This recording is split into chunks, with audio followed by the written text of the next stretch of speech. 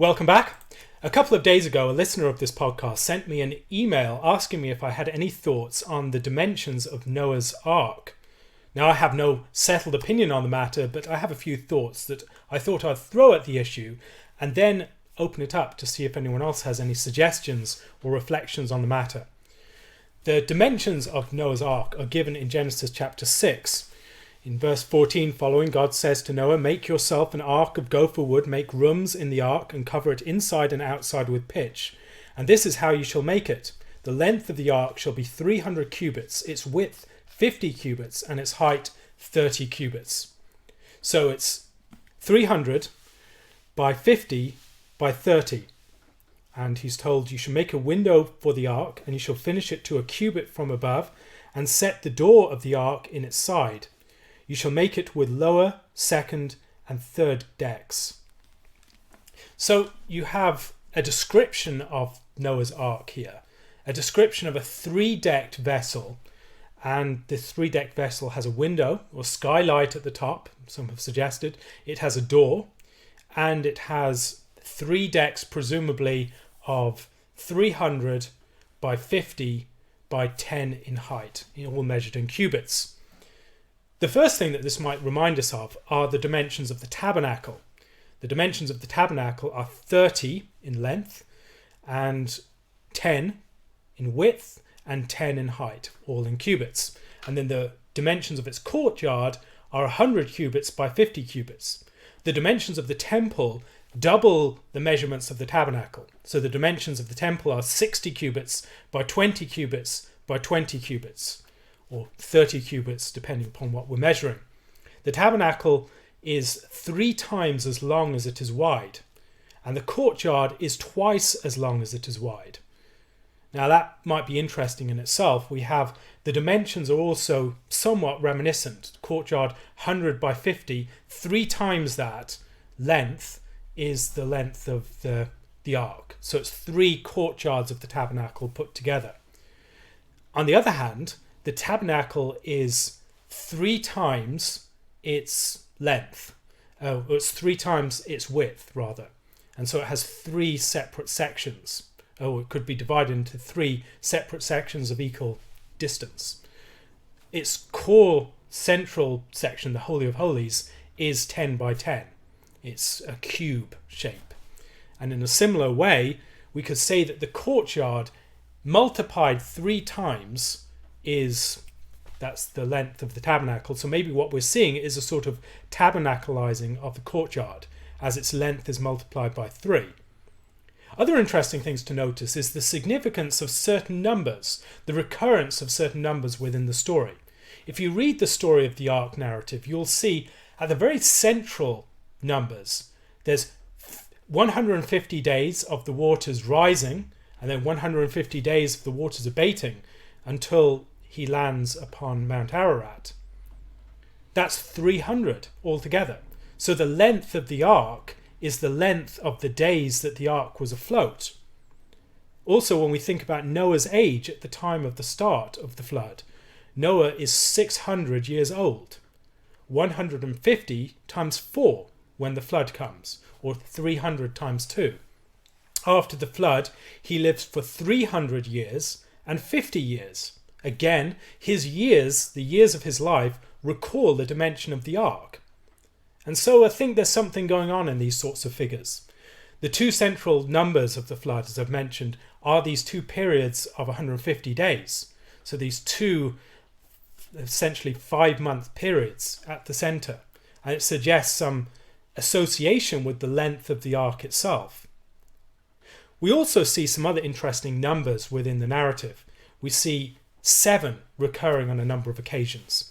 What you notice is this whole structured narrative is heavily structured. It's a palistrophe or a chiasm. And Gordon Wenham's work on this is particularly worth reading. And I'll give a link to his article on the great palistrophe within the flood narrative. But he observes at certain points it seems artificial. So there's a repetition of the 7 days of waiting for the flood. 7 days and then 7 days repeated. And then at the end, you have 7 days waiting for the water to subside, and then another 7 days of waiting for the water to subside. But it's written in a way that reveals that there was another 7 days beforehand. So at the beginning, you have a repetition of those 7 days, which leads to a situation of just 7 days being presented as if it were 2. And at the end, you have a period of 3 sevens being presented as if it were 2. It provides a very neat literary structure, but it also it doesn't fit neatly to the facts. What it does is it shows that the literary structure is important and it's foregrounded. Now, as we look through the story of Genesis, we've noticed already the importance of 2 sevens. The 2 sevens of the serving for Rachel and Leah, or the 2 sevens that passed between Ishmael's birth and Isaac's birth. Or we might think about the 2 sevens of the period of time of the famine, of the years of plenty followed by the years of famine. Or maybe even Joseph reaches the end of the 13 years and starts the 14th year as he is raised up to a new status in Pharaoh's court. And so 7 and 7 is a significant period of time already within Genesis. The narrative is also structured in a way that suggests, at the very heart, you have God's remembering of Noah, and you have on either side of that 2 sets of 150 days. And those periods of time, as I've mentioned, are the entire period of time that the ark is afloat before it lands on Mount Ararat. But where else do we find these sorts of numbers? Where else do we go through an entire year within a narrative with a lot of emphasis upon specific numbers? So we have the period in which the rain is coming, and that's 40 days and 40 nights. That's preceded by 7 days of preparation. Where do we see that elsewhere? I think we find it in the story of the creation of the tabernacle. If you look at Exodus chapter 24, at the very end of it, it says, "Now the glory of the Lord rested on Mount Sinai, and the cloud covered it 6 days. And on the 7th day he called to Moses out of the midst of the cloud. The sight of the glory of the Lord was like a consuming fire on the top of the mountain in the eyes of the children of Israel. So Moses went into the midst of the cloud and went up into the mountain. And Moses was on the mountain 40 days and 40 nights. Where have we seen 7 days of preparation followed by 40 days and 40 nights? In the story of Moses, in the story of Noah. Noah has 7 days of preparation waiting for the rain to come, and then the rain occurs for 40 days and 40 nights. And there are other comparisons there. There's the lifting up of offerings in verse 2 of chapter 25 of Exodus. And then we see the lifting up of the ark above the earth upon the waters, using very similar language. We see also the making of a wooden box which is overlaid with some other material. And there's a contrast there as well. It's the making of a wooden box, clear dimensions given, and overlaid in the first case with pitch. In the second case, it's overlaid with gold. One is very rude, raw material, and the other is a glorious material.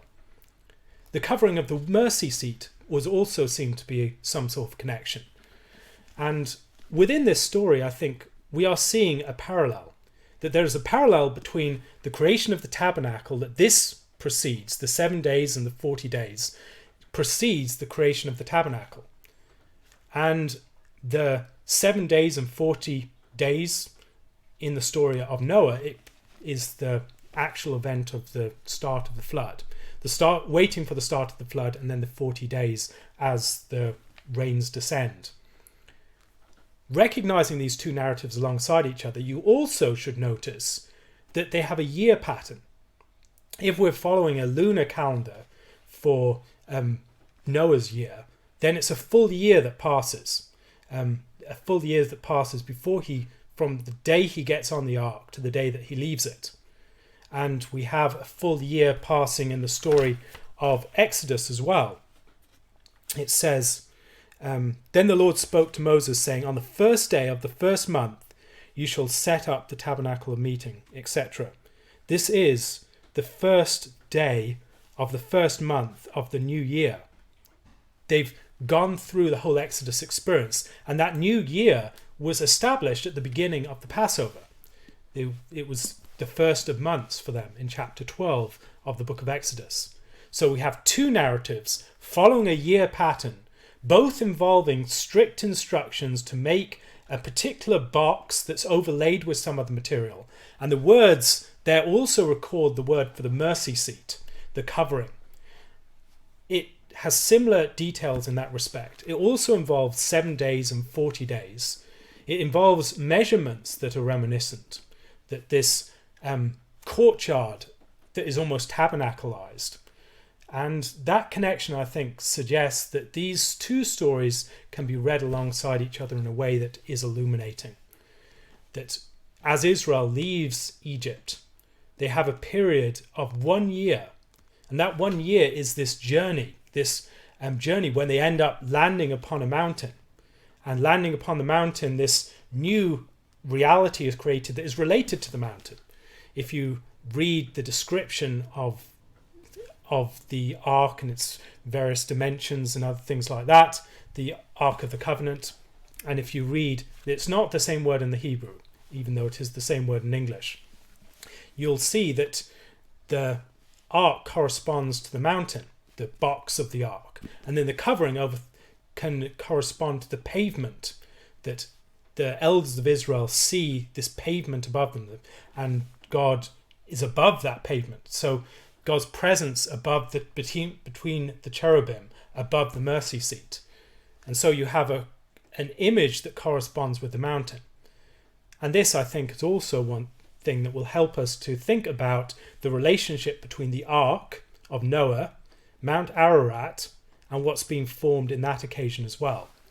At the very end of that story, there's an emphasis upon the bow, the presence of that sign that's put in the cloud. In the story of the Exodus, there is a similar emphasis upon the cloud, particularly at the end. Then the cloud covered the tabernacle of meeting, and the glory of the Lord filled the tabernacle, and Moses was not able to enter the tabernacle of meeting because the cloud rested above it. And the glory of the Lord filled the tabernacle. When the cloud was taken up from above the tabernacle, the children of Israel went onward in all their journeys. But if the cloud was not taken up, then they did not journey till the day that it was taken up. For the cloud of the Lord was above the tabernacle by day, and fire was over it by night, in the sight of all of the house of Israel throughout all their journeys. So they're journeying. They're being brought in an ark. They pass through an entire year. There are periods of 7 followed by periods of 40. And there is a judgment upon the rest of the earth. And so it begins with this great judgment upon Egypt, the flood of the plagues, and they're wiped out in one. There's literally the event of the waters covering them in the Red Sea, and then they're raised up and they're brought to this mountain, and in the mountain they form this new covenant.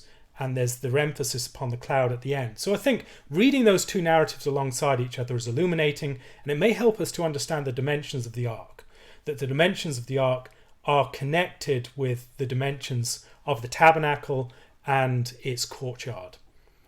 That's just the start of some thoughts thrown at that issue, but I'm sure many of you have further thoughts, so I'll hand it over to you. Please leave any thoughts that you might have in the comments or on my Curious Cat account. Thank you very much for listening. Lord willing, I'll be back again tomorrow. And if you would like to support this and videos like it, please do so using my Patreon or PayPal account. God bless. Thank you very much for listening.